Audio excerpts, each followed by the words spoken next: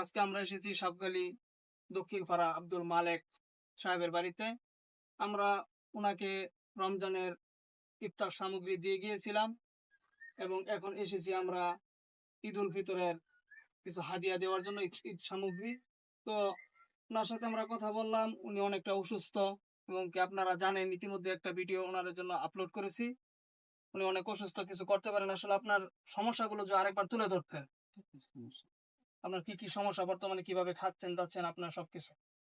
সমস্যা আমি আমার ঠ্যাঙের হাড় খেয়ে গেছে, মনে হলুন চোখে দেখি কম।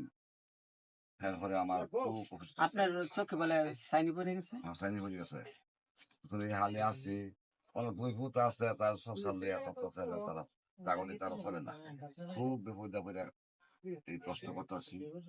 অনেক তো ডাক্তার মানে ডাক্তার দেখাইছেন? ডাক্তার দেখালে বহু জানেন কিছুই যাইও না। খুব কষ্টের মধ্যে আছি, বিপদের মধ্যে আছি। ওনা আমার কাছে সহায়তা চাই। সংসার চলে কেমনে? সংসার মনে হন ওই যে ফেতা তুলি, ওই একটা 10 টাকা দেয়, ওই একজন 10 টাকা দেয়, একজন 100 টাকা দেয়, মানে সাহায্য করে আছি আর কি। যদি আমার দয়া ধরে তো একটু সহায়তা চাই আমার কাছে। আপনারা শুনলেন ওনার যে কষ্টের কথাগুলো, মানুষের কাছ থেকে ফেতরার টাকা সাহায্য চেয়ে ওনার সংসারটা চলে এবং কি চিকিৎসা করতে পারতেছে না চোখের। তো আপনারা যারা আছেন আমাদের এই ভিডিওটি দেখবেন, ওনারা চাইলে ওনাকে সাহায্য করতে পারেন এবং কি আমাদের সাথে সহযোগিতা করে আমরা সকলে মিলে ওনার চোখের চিকিৎসাটা করে দিতে পারি। যেন একজন মানুষ এবং তার পায়েও সমস্যা অনেক, দেখলেন লাঠি ছাড়া উনি কিন্তু চলাচল করতে পারে না।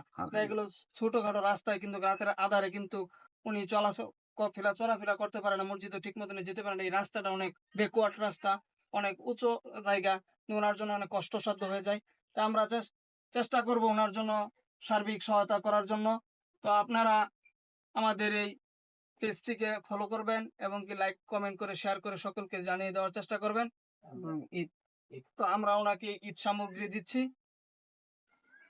চাচা খুশি হয়েছেন? আপনার খুশি তো না, মানে কি আর খুশি না হয় তো নিলাম করুন না তো তোরা আমাদের বাড়ি যাতে না কেরাম। আচ্ছা চাচা, দোয়া করেন। আলহামদুলিল্লাহ। আসসালামু আলাইকুম, সকলকে ইসলামিক বিনোদন পেজের পক্ষ থেকে স্বাগত। আমরা আজকে এসেছি সাবকালী দক্ষিণ পাড়া আব্দুল মান্নান সাহেবের বাড়িতে। মান্নান সাহেব বাড়িতে নেই, উনি মসজিদে এতেকাব অবস্থায় আছেন। তো আমরা ওনার ওয়াইফকে পেয়েছি। তো আমরা ওনাকে রমজানের ইফতার সামগ্রী দিয়ে গিয়েছিলাম। এখন ঈদ উল ফিতর উপলক্ষে ঈদ সামগ্রী নিয়ে এসেছি ওনার জন্য। আমরা যেন সকলেই, এরকম একটা হত দরিদ্র পরিবার আপনারা দেখছেন, ওনার কিন্তু কোনো ছেলে নেই। আপনার সংসারটা কেমনে চলে? আপনার স্বামী কি কিছু করে? শুনলেন ওনার স্বামী কিন্তু কিছু করে না। আপনারা কিভাবে চলেন?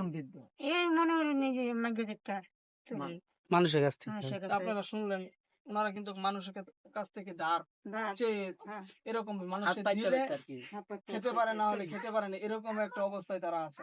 তো আমরা জানি যে আসলে একজনের কাছ থেকে চেয়ে খাওয়াটা কতটুকু লজ্জাজনক বিষয়, কতটুকু কষ্টের বিষয়।